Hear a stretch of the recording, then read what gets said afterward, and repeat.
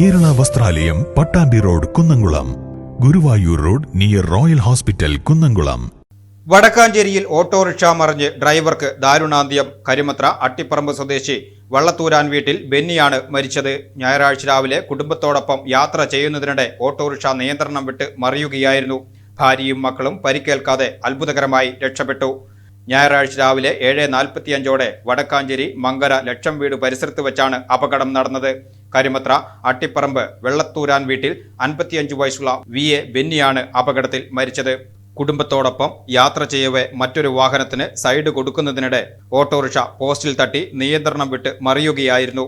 വാഹനത്തിൽ നിന്നും റോഡിലേക്ക് തെറിച്ചു വീണ ബെന്നിയുടെ ദേഹത്തേക്ക് ഓട്ടോറിക്ഷ മറിയുകയായിരുന്നു.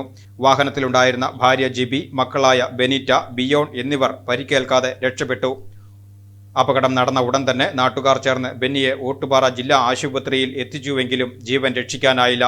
ദീർഘകാലം വിദേശത്തായിരുന്ന ബെന്നി 3 മാസം മുമ്പാണ് നാട്ടിലെത്തിയത്.